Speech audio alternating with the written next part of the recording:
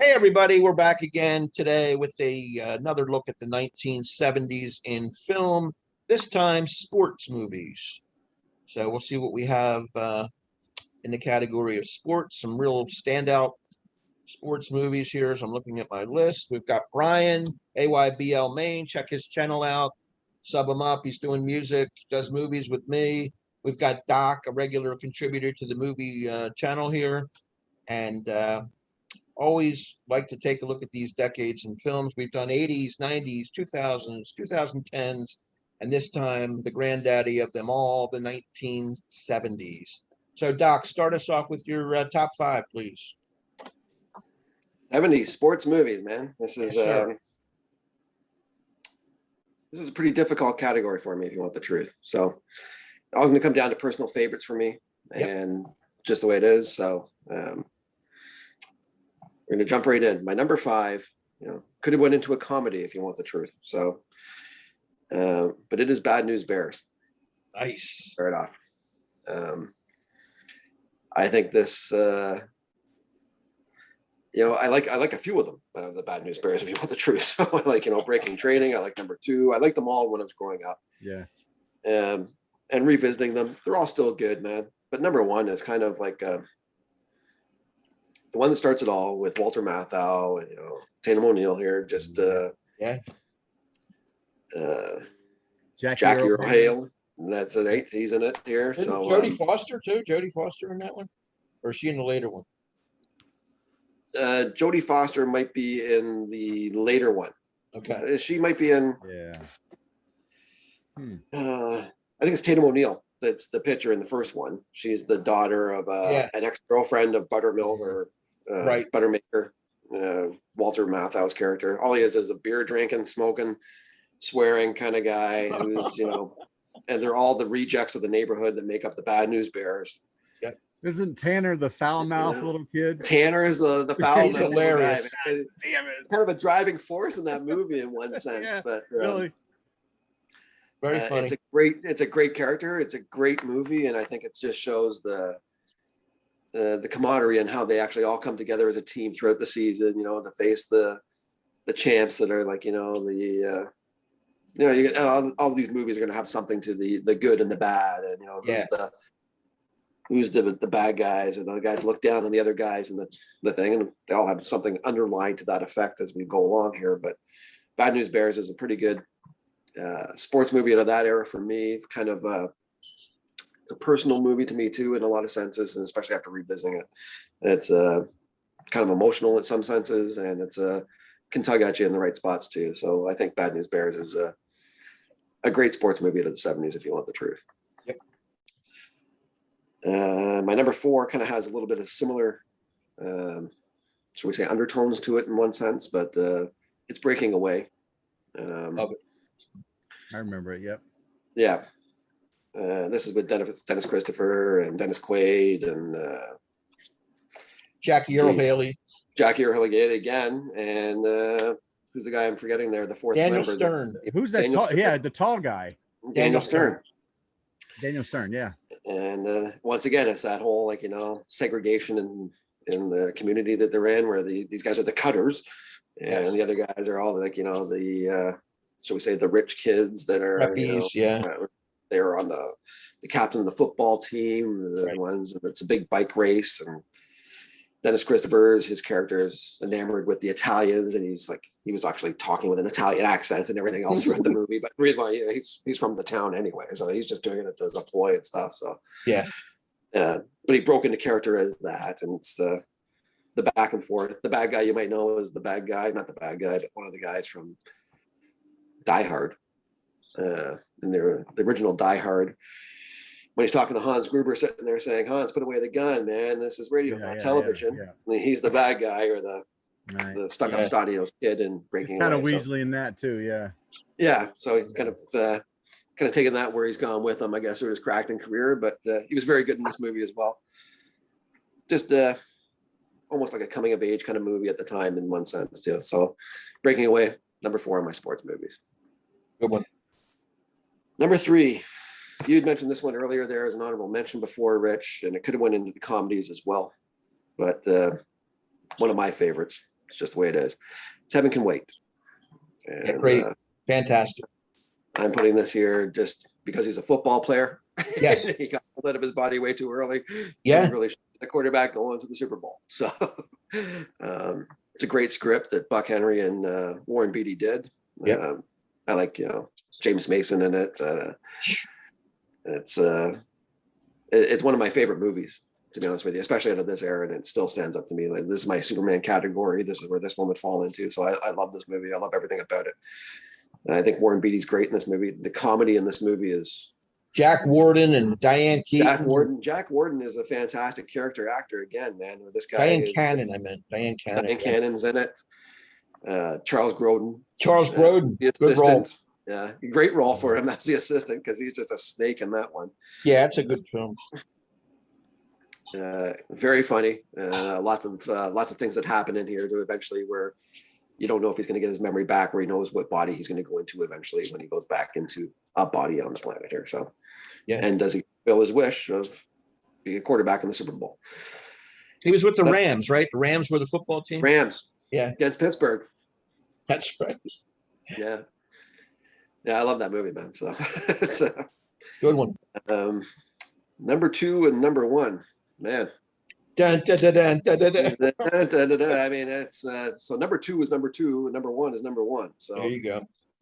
it is Rocky 1 and 2. So Rocky number 1 is my number 1, and Rocky number 2 is my number 2. So number 2, it's obviously a fantastic sequel to the original to me. At times throughout the last 20 or 30 years of my life, I probably flip-flopped on how I actually rank these two movies at one time or another. Because I do love the story on how it goes in Rocky 2, where it actually shows a little bit more of the character of Rocky and how he's built around and how much love that he has for his wife and what's going on, the birth of his child. And, I don't want to go back into the ring unless everything's fine. And to the point where he's like, forget it, I'm out, until she tells him something differently. And that's where Rocky 2 turns into a boxing sports movie. Incredible. And I can take that. It's fantastic. It's a great story. And I got to give Sly a lot of credit for what he did with 1 and 2.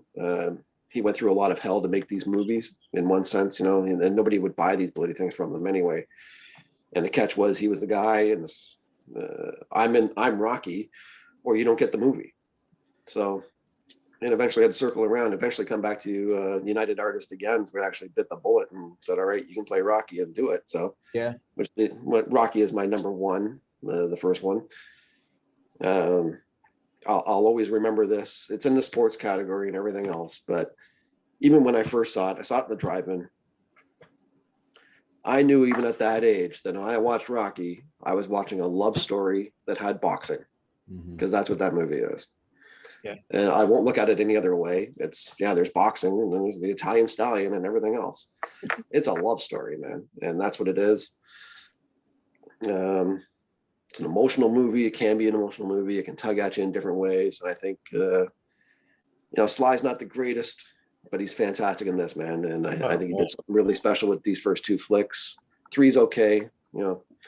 4, you start to lose me a little here. And it goes, career-wise, he's done some stuff that's, okay and stuff like this. He's never going to top these 2 for me. So that's my number 1. Awesome. Yeah.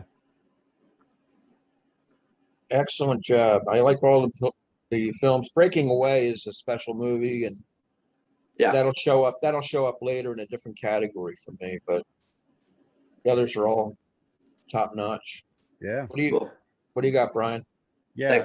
Jack Warden's going to appear in 2 of my movies coming up here, right in this category. And I've got 3 of yours, Sean. So that's pretty good. Oh, right on. Right on. So number 5 for me is The Champ. Yeah. John Voight and a very young Ricky Schroeder. Very good tug at the heartstrings kind of movie about, John Voight's character is a boxer who says simply he's boxing just enough so that he can just get by and support himself and also support his kid. And the kid only refers to him as the champ because in his eyes, his father is a champ in everything that he does. And Jack Warden is in the movie also, and he was the one that's trying to let him know that his career is basically over and that you know, the headaches that he feels and the pain that he feels is from the repeated blows to the head. And Yeah. finally, you know, he goes up against is it Tex Cobb? Tex Cobb. Plays Yeah. the antagonist right at the end. I mean, just, you know, even looking there, you're going, well, this guy's massive, you know. Yeah, he goes up against him at the end. Ends up actually winning the fight, but actually dying at the end of the movie At because the end of the fight. repeated blows to the head. I just thought, what a tug at your heartstrings kind of movie. I'm a big fan of boxing movies and everything, but this, I mean, this did make you cry just a little bit when you watch the end of this movie, and then Ricky Schroeder just, you know, tearing up at the end over his dad's body and stuff. It's just fantastic. Yeah. Strong. Number 4 for me is Rocky 2. So I have both of them in here, obviously, but I had two a little lower than two other movies that I had here. It felt, I wasn't sure how I was going to take this movie when it originally had come out. Like, it seemed like, okay, we're going to go back and give the fans what they want. But I think Sean hit on it perfectly. I couldn't think of a better way to say it. And that it really was a continuation of the love story between Rock and Talia, and the fight itself was just an incidental thing. And then when you're climbing into the ring, he was climbing into the ring for a completely different reason that was not so self-centered than it was in the first Rocky. It was for a much broader thing in his life. Good. It's great cast. Talia Shire is great. You know, Carl Weathers coming back as Apollo Creed. I kind of joked around and it would piss people off who are big Rocky fans. I'd always say Apollo Creed was robbed. just see if I could get a reaction out of him, just to have some fun with them. So I would say that every once in a while to my friends. They're like, what the hell are you talking about? So number 3 for me is Brian's Song. Yeah. Another tug at the heartstring kind of movie about life of Gail Sayers and Brian Piccolo. They were lifelong friends. Even in times where black and white men shouldn't be as close of friends as they were, or even their families were very close families together. They overcame a lot of things together. Gail obviously was the better of the two athletes, but when he got hurt, Piccolo actually filled in for him for a few games and actually did very well in those. Yeah. But it's a really great tug at your heartstrings kind of movie. I mean, it's powerful, the friendship that they have, and Jack Warden is great as Papa Bear Hallis in there. That's right. Really, I suggest even it's a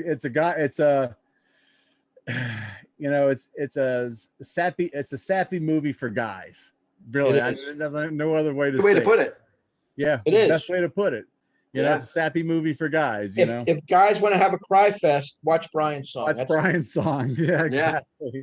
So, number 2 for me is The Bad News Bears. It's a classic. Walter Matthau's Buttermaker. Oh my God, it's just hilarious, the antics that go on there. The kid who plays who's the kid that plays the catcher? I'm trying to think of what the name they call him. I can't even remember.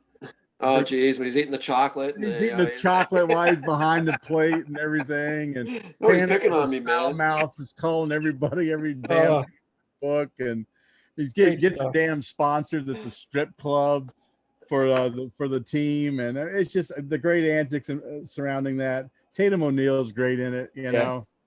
I loved her in it. So Matthau's perfectly cast. Perfectly cast. It fantastic. It is, the curmudgeon. I can't see how number 1 it could not be Rocky for the 70s.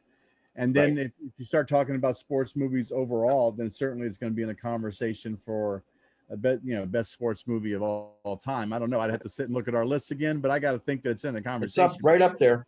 Yeah. Totally. So, it's just it's a down and gritty kind of movie about Rocky Balboa and him getting a shot at the greatest title in the world, especially when it comes to pugilism, and it's fantastic. I mean, Sean, you said it. He's not the greatest actor in the world. Sly Stone was never going to herald himself as such, but he did just enough in this to do it justice, and that's all he had to do. I mean, because it's a it's a drama as much as it is a sports as it is a sports film of any kind. So number one, Rocky.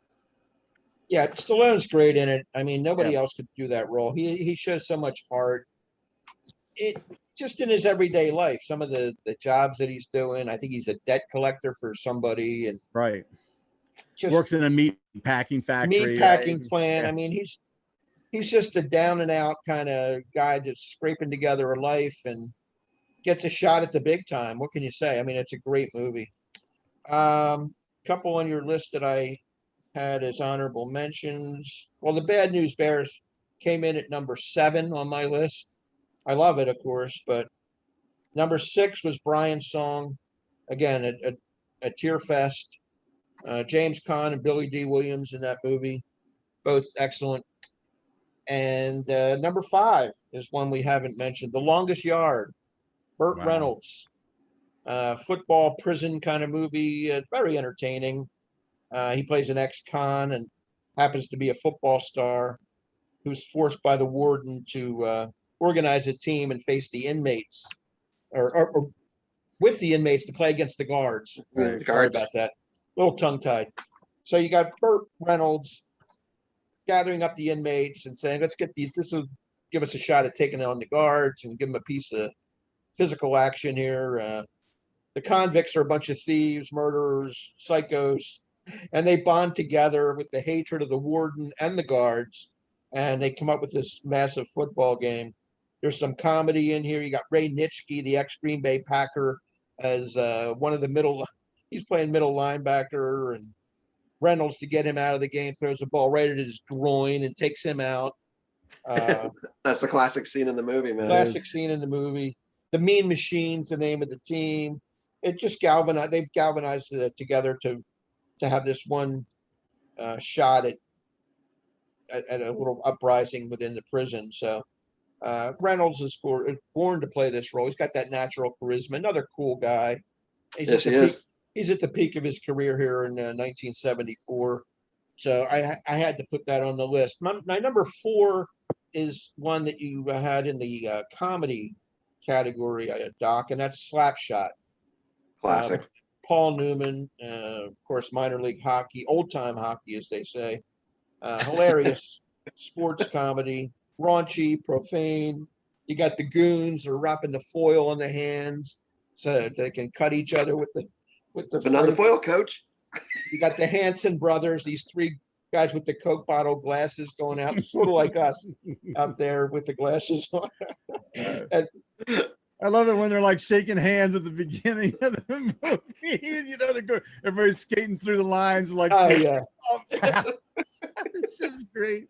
it's just fantastic. The locker room humor and Paul Newman perfectly cast as the captain of the team, as sort of a player coach. He's firing up the guys, telling them that when we fight, we bring out the crowds. The only way to save the team is to continue this mayhem on ice. Became the biggest show in town, the Charlestown Chiefs. It's a real fun movie. I enjoy it a lot. And at that time, hockey was a lot like that. There was fighting all over. It's a different game in today's world. Number 3 is a movie we haven't mentioned, my favorite football movie, in fact, North Dallas 40, starring Nick Nolte and Mac Davis. This is like a dark look at the NFL. I think it takes shots at the Dallas Cowboys a little bit. It was a book written by Pete Gent, who played for the Cowboys under Tom Landry. There's a Christian guy who's basically Roger Staubach. There's a bunch of alcoholic guys. You got playboys, all the stuff that goes on outside the game that you don't see. This movie shows it to you. The good old boys, the pill popping, the taking Novocaine in the knee and go out and play. They're pressured to do that by the ownership. We're paying your salary. The guy goes out and gets hurt after he can't even feel himself running on his own feet. I enjoy this movie. It's an honest, straightforward look at those involved in the game. It's a spoof on the Dallas Cowboys, like I said. The NFL disassociated itself with this movie because it was a little too close to home, a little too critical of the NFL. But it was a little too true. a little too Yeah. true, a little Yeah, honestly. I mean, because later on, of course, all that stuff's going to be corroborated. You know, you Right. start getting more players come forward, start talking about big bowls of, you know, opioids sitting in the middle of the locker room. You just Right. grab as much as you need and pop them. Keep on know. going. And that went on in this movie, you know, obviously, and it went on in the NFL. And later, yeah, another subject, but all the abundance of head injuries, people out there going head to head, and football's a violent game, man. You don't understand it until you see the after effects. A lot of these guys can't get up in the morning out of bed; they're all broken up. It's a rough sport. My number 2 and my number 1 are the same as Sean's. 2, Rocky 2, 1, the original Rocky. I couldn't get away from it. I think they're the 2 best sports movies of the decade. As much as I like 2, 1 is the original, and I have to put that in the number 1 hole. Number 2, of course, Rocky's proven that it was no fluke that he went the distance. He wants to get in there with Creed again, and Creed wants to knock him out this time. There's a little bit of bad blood going on because he didn't think it would go 15 the first time, and he wants to take him out. There is the love story, of course, which you guys both mentioned. In fact, Adrian is pregnant in Rocky 2. Yeah. She doesn't want Rocky to fight at all in this match. She's dead set against it for obvious reasons. His eye was mangled in the first one. He could lose it. One more punch the wrong way. Great boxing sequences. The pounding, the exciting, the crowd-pleasing nature of these films. Fantastic. Who plays his brother-in-law? I thought he did a tremendous job. That's Burt Young. Burt Young, Paulie. He did a great job in all those films. Yeah, he's a great character actor. He was born really to play is. that role. And Burgess Meredith as the trainer, Mick. Burgess. Yeah, they're all great. Talia Shire. Get him, murder you, Rock. Yeah.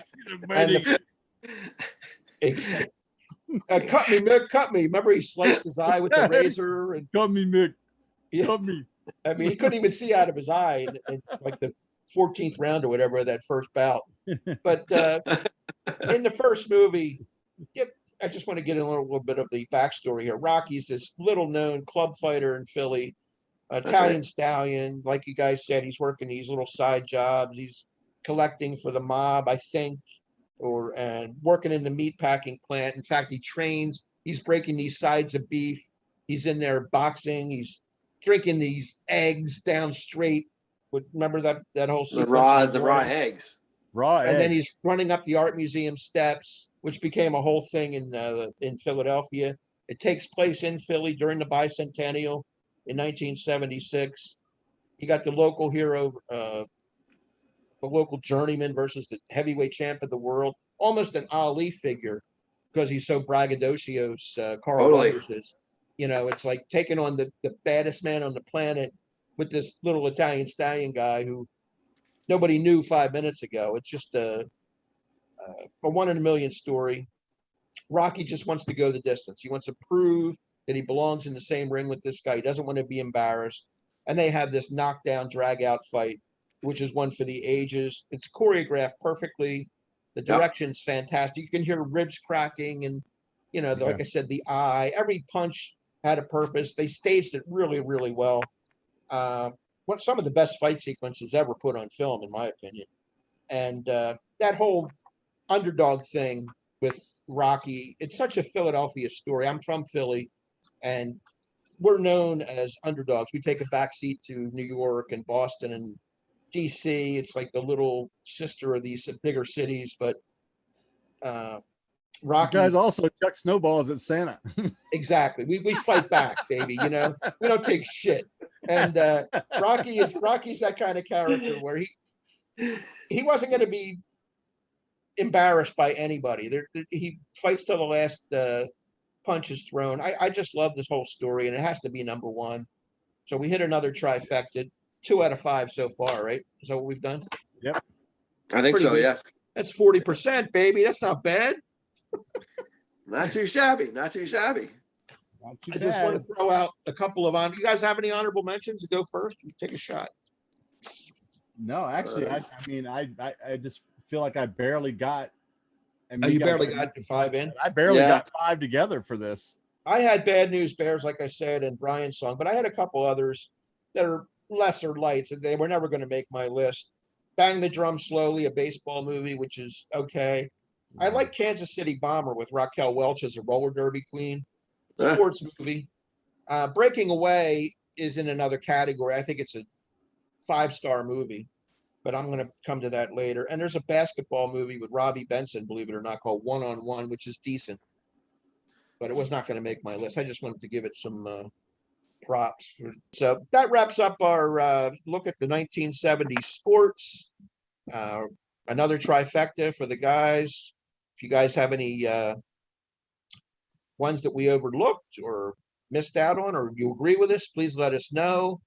For Sean and Brian, I'm Rich. Please leave the comments. We like the feedback, so give us some feedback, and we'll answer all of our comments that you have for us. So until next time, we'll see you later. Bye-bye.